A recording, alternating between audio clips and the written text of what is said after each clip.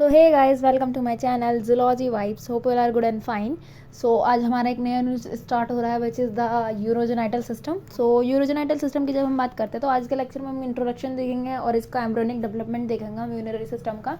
तो जब urogenital system की बात करते हैं तो उसमें क्या क्या इंक्लूड होता है, उसमें आपका यूरिनरी सिस्टम है ना, और आपका जेनाइटल सिस्टम, ये दोनों इंक्लूड होता है। तो पहले जो हम कवर करेंगे, पहले हम यूरिनरी सिस्टम को कवर करेंगे, उसके बाद हम जेनाइटल सिस्टम को देखेंगे।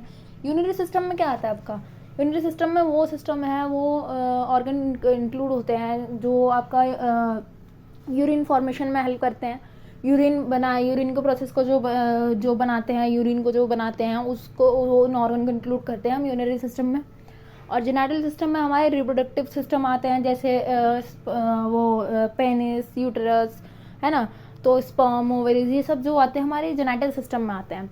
और किडनी, यूरिनरी ब्लैडर और नेफ्रॉन्स, जितने भी आते हैं ये सारे हमारे यूरिनरी सिस्टम में आते हैं।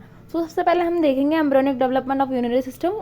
सबसे पहले जो हम इंट्रोडक्शन के बाद ये देखेंगे, तो थोड़ा पढ़ लेते हैं। Excretion and osmoregulation, as you may be aware of two homeostatic process perform by the kidneys and urinary duct which form the urinary system. जो आपका एक्सक्रीशन और ऑस्मोरेगुलेशन होता है, मतलब बॉडी के टेम्परेचर को और इलेक्ट्रोलाइट्स जो आयन्स होते हैं उनको बैलेंस करने का जो काम रहता है, वो उसे हम होमोस्टैटिक प्रोसेस कहते हैं, है ना। मतलब टेम्परेचर और आयन्स का मेंटेनेंस करना बॉडी में, है ना। तो किसके थ्रू होता है, किडनी और यूरिनरी डक्ट में जो यूरेट्रा, जितने भी डक्ट होते हैं, नेफ्रॉन्स वगैरह, ये सब इंक्लूड होते हैं, है ना। तो इसमें जो होता है तो इसको हम यूरिनरी सिस्टम कहते हैं। और सिमिलरली जेनेटल सिस्टम क्या होगी, जो रिप्रोडक्टिव ट्रैक्ट हो गई, वासा फ्रेंचिया, वासा डिफरेंशिया, फेलोपियन ट्यूब, ये सब आ गई जेनेटल ट्रैक्ट में, ठीक है। तो अब हम बात कर लेते हैं embryonic development of urinary system, मतलब यूरिनरी सिस्टम जो है वो कैसे डेवलप हुआ। तो जो हमारा यूरिनरी सिस्टम है वो एक्चुअली में मेसोडर्मल इन ऑरिजिन है, मतलब मेसोडर्मल जो हमारी सेकेंड जर्म लेयर होती है तो उससे ऑरिजिनेट हुआ हुआ है हमारा यूरिनरी सिस्टम। तो बेसिकली जो हमारा मेसोडर्म होता है वो एम्ब्रियोनिक स्टेज में एक ऐसी स्टेज आती है जिसमें वो 3 पार्ट में डिवाइड हो जाता है ना। तो जो पहला पार्ट होता है सब डिवाइड हो जाता है, जो हमारा मेसोडर्म है, पैराक्सियल मेसोडर्म, इंटरमीडिएट मेसोडर्म और लेटरल मेसोडर्म। तो हमें अभी पैराक्सियल और लेटरल मेसोडर्म के बारे में नहीं पढ़ना, हमें जो पढ़ना है वो इंटरमीडिएट मेसोडर्म के बारे में पढ़ना है। तो जो हमारा यूरिनरी सिस्टम है वो मेसोडर्मल इन ऑरिजिन है, बट उसमें भी जो हमारा इंटरमीडिएट मेसोडर्म है वो हमारा यूरिनरी सिस्टम और जेनाइटल सिस्टम जो है उसको बनाता है। हमारे यूरिनरी सिस्टम को कौन बनाता है, इंटरमीडिएट मेसोडर्म। ये आपको याद रखनी है सारी बातें कि उसका ओरिजिन कहाँ से होता है, किसका ओरिजिन कहाँ से होता है, ठीक है। तो जो इंटरमीडिएट मेसोडर्म होता है वो डॉर्सल साइड में, पोस्टीरियर वॉल की साइड में एम्ब्रियो के लोकेटेड होता है, जो सबसे पहले किडनी का डेवलपमेंट करता है, ठीक है। तो बेसिकली जो हमारा ये इंटरमीडिएट मेसोडर्म में ये डेवलपमेंट कैसे स्टार्ट करता है, तो ये एक टिश्यू होता है ना, टिश्यू एकदम से 2 पार्ट में स्प्लिट हो जाता है, 2 रिड्स बना लेता है, जिसमें से एक जो रिड्ज है वो जेनाइटल सिस्टम को बनाती है और एक जो रिड्ज है वो यूरिनरी सिस्टम को डेवलप करवाती है। आप यहाँ पे डायग्राम में देख सकते हैं क्लियरली। ये जो है, ये आप देख रहे हैं यहाँ पे, ये इंटरमीडिएट रिड्ज है। फिर यहाँ पे ये जो है 2 पार्ट में स्प्लिट होती हुई नज़र आ रही है यहाँ पे आपको, है ना। ये एक पार्ट में स्प्लिट हुई, यहाँ पे ये दूसरे पार्ट में स्प्लिट हुई। तो एक पार्ट जो क्या बनाता है, यूरोजेनाइटल सिस्टम मतलब आपका जेनाइटल सिस्टम बनाता है, और एक दूसरा क्या बनाता है आपका वो नेफ्रिक सिस्टम। यहाँ पर आप देख सकते हैं इंटरमीडिएट मेसोडर्म है, एक गोनाडल रिज में कन्वर्ट हो गया, डिवाइड हुआ, और एक नेफ्रोजेनिक कॉर्ड्स में डिवाइड हुआ है। इस तरीके से जो हमारा इंटरमीडिएट मेसोडर्म है वो स्प्लिट हो जाता है, ताकि जो यूरिनरी सिस्टम है उसको बेसिकली डेवलप करवा पाए पूरा यूरोजेनाइटल सिस्टम को, ठीक है। तो होता क्या है, एम्ब्रियोलिक जो 4th पीरियड चल रहा होता है एम्ब्रियो का, तो उसमें उस दौरान ये जो डेवलपमेंट होती है किडनीज़ की वो स्टार्ट हो रही होती है। तो क्या होता है, जो पेयर्ड किडनी है पहले वो बन जाते हैं, जो आपके किडनीज़ होते हैं वो बन जाते हैं, ठीक है। उसके बाद क्या होता है, उसके पोस्टीरियर रीजन, जो इंटरमीडिएट मेसोडर्म का जो पोस्टीरियर रीजन होता है वहाँ पे एक नेफ्रिक रिज बनता है, एक रिज सा स्ट्रक्चर बनता है जिसे हम नेफ्रिक रिज कहते हैं। वो डॉर्सल साइड में बनता है बॉडी कैविटी के, ठीक है। फिर उस नेफ्रिक रिज में कुछ ऐसे पेयर्ड ऑर्गन है और टिश्यूज़ आपस में मिलते हैं। उसके बाद एक नेफ्रोस्टोम बना लेते हैं। नेफ्रोस्टोम एक ऐसा स्ट्रक्चर होता है जो आगे जाके नेफ्रॉन और रेनल ट्यूब्यूल्स जो होते हैं उसको डेवलप करवाता है। रेनल ट्यूब्यूल्स आपको पता है ना क्या होते हैं, जो ऐसे रेनल ट्यूब्यूल्स किडनी में ऐसे स्ट्रक्चर्स होते हैं जो ऑब्जॉर्प्शन के बाद जो भी ब्लड का जो फिल्ट्रेट होने के बाद जो भी न्यूट्रिशन वगैरह होता है उनको वापस ब्लड में भेजने का काम जो होता है वो रीनल ट्यूब्यूल्स का होता है। और नेफ्रॉन क्या होता है, नेफ्रॉन किडनी के स्ट्रक्चर से होते हैं, फंक्शनल यूनिट हैं जो फिल्टर करने का काम करते हैं हमारे ब्लड को और यूरिया फॉर्मेशन करने में जो हेल्प करते हैं वो नेफ्रॉन होते हैं। तो नेफ्रोस्टोम जो होता है ये डिफ्रेंशिएट हो चुका होता है, मतलब इसने अपना फेट डिटरमाइन कर लिया होता है कि आगे जाके किस में डेवलप होगा, नेफ्रॉन्स में और रेनल ट्यूब्यूल्स में, जो हमारा नेफ्रोस्टोम है। ठीक है, तो नेफ्रोस्टोम जब एक स्टार्टिंग की स्टेज होती है तो कहाँ पे ओपन हो रहा होता है, वो ऐसे ही सीलोम में खाली जो कैविटी होती है वहीं पे ओपन हो रहा होता है। ठीक है, जो ये नेफ्रॉन्स और रेनल ट्यूब्यूल्स है ये फंक्शनल यूनिट होता है किडनी के, मैंने आपको बता दिया। जितने भी नेफ्रोस्टोम बनते हैं हर एक नेफ्रोस्टोम जो होता है वो नेफ्रोस्यूल कंटेन करता है। नेफ्रोस्यूल, जहाँ पे स्यूल वर्ड आ गया उसका मतलब क्या होगा, खाली कैविटी है ना। नेफ्रोस्यूल कंटेन करता है जो खाली चैम्बर होता है इनके अंदर का। और ये जो है कहाँ पे ओपन हो रहा होता है, नेफ्रोस्टोम एक पाइप से स्ट्रक्चर है, कहीं जाके ओपन हो रहा है। तो कहाँ पे ओपन हो रहा होता है, जो ये सीलोम होती है, बॉडी कैविटी होती है, वहीं पर जाके ओपन हो रहा होता है नेफ्रोस्टोम जो आपका है। ठीक है, the median wall of nephrostome widen to form the thin wall renal capsule which receives dense capillary network from the dorsal aorta to form a glomerulus। जो आपका नेफ्रोस्टोम है ना, ये क्या बनाता है, नेफ्रॉन बनाता है और क्या बनाता है, रेनल ट्यूब्यूल्स, मैंने आपको अभी बताया।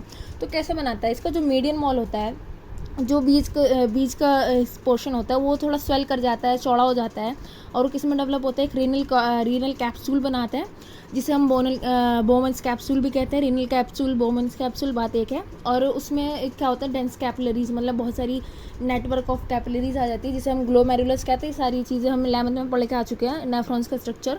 ठीक है, तो वहाँ पे आपने पढ़ा होगा कि जो ये ग्लोमेरुलस बनता है तो किससे बनता है, नेफ्रोस्टोम के जो बीच का पोर्शन होता है वो एकदम से चौड़ा हो जाता है, जो रीनल कैप्सूल्स और ग्लोमेरुलस को फॉर्मेशन में हेल्प करता है। ठीक है, जो ये रीनल कैप्सूल और जो ग्लोमेरुलस है ये साथ में क्या करते हैं, फिल्ट्रेशन ऑफ ब्लड का काम करते हैं और यूरिन को फॉर्म करते हैं। यूरिन को फॉर्म कौन कौन करते हैं, ग्लोमेरुलस और आपका रेनल कैप्सूल, ये दोनों साथ में वर्क करके यूरिन को फॉर्मेशन करते हैं और जो ब्लड है उसको फिल्टर करने का काम करते हैं। ठीक है, the lateral end of each block of nephrostrome grows out forming a tubule. The each tubule of each segment unites to form a longitudinal duct called nephric duct। ठीक है, बहुत सारे नेफ्रोस्टोम जो है कनेक्ट हैं आप ग्लोमेरुलस से, फिर ग्लोमेरुलस से कनेक्ट होकर आ रहे हैं, मतलब ग्लोमेरुलस बनाने के बाद फिर और वो एक्सटेंड हो रहा है, एक्सटेंड होकर वो एक लंबी सी ट्यूब से सब जुड़ते जा रहे हैं, धीरे धीरे होके ना एक ट्यूब से सब अटैच होते जा रहे हैं। उस डक्ट का क्या नाम दे दिया हमने, नेफ्रिक डक्ट। इस डक्ट का नाम जो है वो चेंज होता रहेगा जैसे हमारी किडनी डेवलप होगी या जो किडनी होगी उसके अकॉर्डिंगली जो ये है नेफ्रिक डक्ट का नाम आपका चेंज होता रहेगा। जैसे ये नेफ्रोस्टोम, ये नेफ्रोस्टोम, ये नेफ्रोस्टोम, अब ये सारे को क्या है, एक किसी डक्ट से कनेक्ट हो रहे हैं। तो ये जो येलो में बनाई ये क्या डक्ट हो गई, नेफ्रिक डक्ट हो गई। जो ब्लैक में है लाइन लाइन लाइन वो आपका नेफ्रोस्टोम होगा। नेफ्रोस्टोम ओपन कहाँ पे होता है, सीलोम में ओपन होता है। नेफ्रोस्टोम किस किस को बनाता है, नेफ्रॉन और रेनल कैप्सूल्स को बनाता है आपका क्या, नेफ्रॉन और रेनल ट्यूब्यूल्स का कौन बनाता है, आपका नेफ्रोस्टोम बनाता है। ठीक है, the type of kidney is considered to be primitive type and is known as holonephric and archaeonephric kidney and is seen only in the larval hagfish। सबसे प्रिमिटिव जो किडनी है कौन सी है, होलोनेफ्रिक और आर्कियोनेफ्रिक किडनी है। और कहाँ पे पाई जाती है, आपको हैगफिश, एडल्ट हैगफिश में नहीं मिलेगी, उसके लार्वल स्टेज में मिलेगी। ठीक है, कहाँ पे मिलेगी, लार्वल स्टेज में मिलेगी। Not all the segment of this kidney have remained active during evolution. During the course of evolution, there are 3 types of kidney। ये जो होता है जैसे जैसे डेवलपमेंट होता है इवोल्यूशन के दौरान, तो हमारे जो किडनी में जो डेवलपमेंट होती है 3 टाइप की किडनीज जो है वो और बनती है। उसके बाद जो हमारा अडल्ट किडनी है वो बनता है। ठीक है, तो इसकी जो ये जो होलोनेफ्रिक किडनी है, जो आर्कियोनेफ्रिक या होलोनेफ्रिक किडनी है, तो इसके जो सारे पार्ट है वो फंक्शनल नहीं होते हैं, कुछ डीएक्टिवेट भी होते हैं क्योंकि प्रॉपर इवोल्यूशन नहीं हुआ है ना। और ये देखने को भी कहाँ मिलता है, आपको सिर्फ लार्वल में स्टेज में मिलता है आपके हैगफिश के। ठीक है, तो यहाँ पे आप स्ट्रक्चर देख सकते हैं, ये आपका होलोनेफ्रिक किडनी है और ये सबसे प्रिमिटिव किडनी है। ये सब आपको याद रखनी है चीज़ें। होलोनेफ्रिक का है, अभी और 3 किडनीज में और पढ़ाऊँगी, वो सक्सेशन में पढ़ाऊँगी, मतलब किडनी का डेवलपमेंट कैसे हुआ है ना, तो उसमें पढ़ेंगे। तो आपको सारे किडनी के टाइप्स याद रखने हैं, कितने टाइप्स के होते हैं, इवोल्यूशन कैसे हुआ, क्या कैसे हुआ है। सो आज का ये लेक्चर में यहीं पे ख़त्म होता है। और आज के इस लेक्चर में हमने क्या क्या पढ़ा, आज के इस लेक्चर में हमने इंट्रोडक्शन देखा कि बेसिकली यूरोजेनेटल सिस्टम होता है क्या। यूरोजेनेटल सिस्टम क्या है, जेनेटल सिस्टम और यूरिनरी सिस्टम दोनों को कॉम्बिनेशन को हम यूरोजेनेटल सिस्टम कहते हैं। जेनेटल सिस्टम क्या होता है, जेनेटल सिस्टम जिसमें रिप्रोडक्टिव सिस्टम आता है, और यूरिनरी सिस्टम सबको पता है जिसमें यूरिन फॉर्मेशन, ये सब किडनीज, नेफ्रॉन्स वगैरह, यूरेथ्रा, यूनिब्लैडर, ये सब आता है उसे हम यूरिनरी सिस्टम कहते हैं। इन दोनों को कॉम्बिनेशन को हम यूरोजेनाइटल सिस्टम कहते हैं। और हमने ये देखा कि जो हमारी किडनीज़ हैं, जो यूरिनरी सिस्टम है वो कहाँ से डेवलप हुआ है, वो हमारी मेसोडर्मल लेयर से, मेसोडर्मल के इंटरमीडिएट लेयर से डेवलप हुआ है, ओरिजिनेट हुआ है हमारे यूरिनरी सिस्टम। और हमने आज सबसे प्रिमिटिव, मोस्ट प्रिमिटिव जो किडनीज़ है, होलोनेफ्रिक किडनी के बारे में पढ़ा हमने। क्या क्या पढ़ा कि उसके जो ऑर्गन्स होते हैं, जो उसके पार्ट्स होते हैं, सारे पार्ट्स फंक्शनल नहीं होते हैं।